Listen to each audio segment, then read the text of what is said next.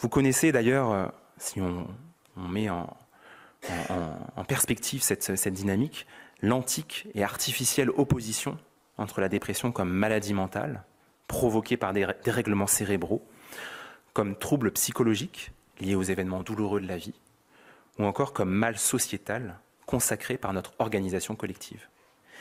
Les deux dernières conceptions sont souvent adjointes pour n'en former qu'une seule, finalement opposant une dépression qui est très endogène, une conception naturaliste de la dépression, fondée sur le fonctionnement cérébral, et une dépression réactionnelle, finalement dont l'expression symptomatique psychologique apparaît comme le reflet de quelque chose, une causalité qui dépasse largement l'histoire individuelle.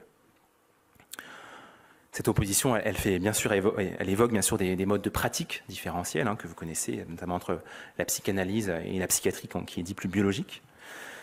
Mais ces conceptions divergentes à propos des causes de la dépression, elles reflètent aussi des choses beaucoup plus larges qui sont liées à l'éternelle querelle entre les rapports du corps et de l'esprit, entre les querelles des monistes et des dualistes qui ont été déjà évoquées de nombreuses fois. Ce qu'on observe en tout cas, c'est que depuis les prémices de l'aliénisme, les cliniciens, ils voient que certaines dépressions surviennent en l'absence de tout changement, en l'absence de tout événement notable dans l'histoire de l'individu. Elles s'installent sans qu'un deuil, sans qu'une séparation, sans qu'un traumatisme ou un conflit ne soit rapporté dans l'histoire récente, ou même dans l'histoire large, dans le long terme du tissu de vie de l'individu.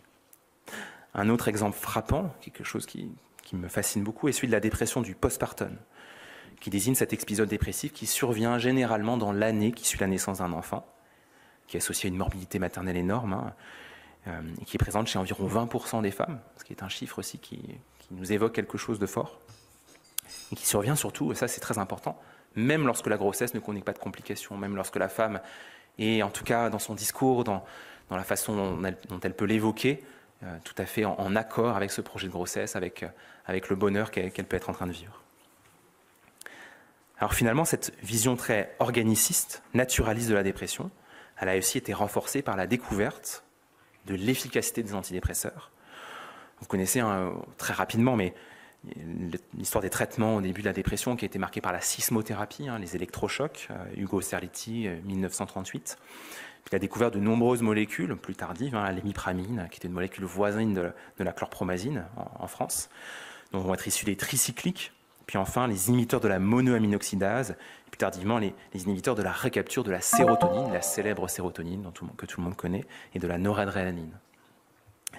Ces découvertes, elles ont participé très largement à une théorie qu'on dit monoaminergique de la dépression, qui est une théorie très organiciste, qui a été proposée notamment par Davis en 1964 pour la noradrénaline, donc avant la sérotonine d'ailleurs, puis par Köppen pour la sérotonine.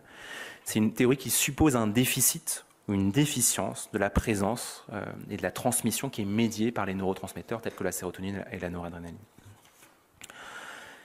Finalement, ça fait peut-être de la dépression une sorte de souffrance, de la souffrance psychique qui est liée à la dépression, peut-être rien d'autre qu'une affaire de biochimie cérébrale, quand on a ces visions qui sont très endogènes de la souffrance dépressive.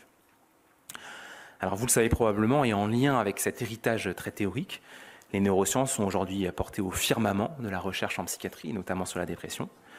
On les convoque sans cesse pour expliquer tous les champs de l'expérience du réel, comme si finalement elles détenaient les clés majeures de notre esprit.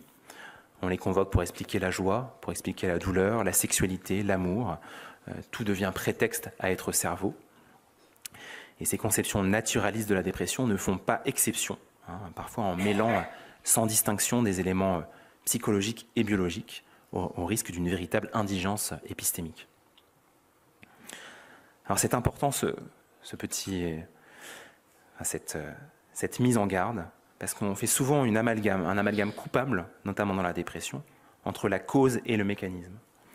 On peut considérer par exemple qu'un sujet est déprimé parce qu'il porte le poids nouveau de la responsabilité individuelle dans un monde de plus en plus autocentré, c'est ce qu'on a pu détailler avant, ou parce qu'il existe des anomalies dans le traitement cérébral des informations qui impliquent ces antidépresseurs et ces neurotransmetteurs monoaminergiques. Mais ces deux types d'explications ne sont pas forcément des explications qui sont concurrentes. Dans le premier énoncé, on énonce les causes, tandis que dans le second, on décrit le mécanisme, les deux pouvant bien sûr être totalement intrinsèques. La causalité des phénomènes, et notamment c'est le cas majoritairement, je pense, dans la dépression, on pourra en discuter après, elle peut s'hybrider notamment avec la description mécanistique. Notamment lorsqu'on descend à des échelles de description qui sont des échelles beaucoup plus microscopiques que je vous ai proposées ici. Vous avez clairement plusieurs échelles de description d'un même phénomène. C'est ce qu'on fait par exemple en neurosciences computationnelles, on pourra en parler après. On peut voir qu'un déficit enzymatique, des modifications hormonales, peuvent par exemple impacter la neurotransmission sans nécessiter d'intervention de plus hauts niveaux causaux dans l'explication causale qu'on va pouvoir avoir d'un phénomène. Dans un monde idéalisé d'ailleurs, imaginaire, ne comportant aucun élément dépressiogène, j'espère que ce monde n'existera jamais, une mutation impliquant la voie du tryptophane et de la sérotonine provoquera une dépression aussi sûrement qu'une situation prolongée d'exclusion sociale, qu'un vécu traumatique ou que toutes les situations aversives pouvant provoquer la dépression. De la même manière, finalement, les expériences aversives et le stress du quotidien entraînent des conséquences physiologiques qui sont elles-mêmes susceptibles d'impacter tous les mécanismes cérébraux qui sont impliqués dans l'apparition d'une dépression. Il y a un mot d'un philosophe que j'aime bien, qui est situé parmi nous, qui dit « Il n'y a rien de plus déprimant que le malheur et rien de plus malheureux que la dépression ». Le caractère aversif d'ailleurs du monde peut découler d'événements mineurs qui émaillent la vie normale du sujet, voire à partir de causalités qui nous semblent à nous, en tant qu'observateurs extérieurs, très paradoxales. Par exemple, lorsqu'une dépression survient après un événement qui avait été longtemps désiré. On a parlé de la dépression du postpartum, mais il y en a de nombreux autres. La dépression du sujet adulte, souvent masculin, qui arrive au poste qu'il avait longtemps désiré toute sa vie, et qui finalement, au moment où il l'atteint, se met à développer un état dépressif qui nous semble paradoxal par rapport à son spectre expérientiel.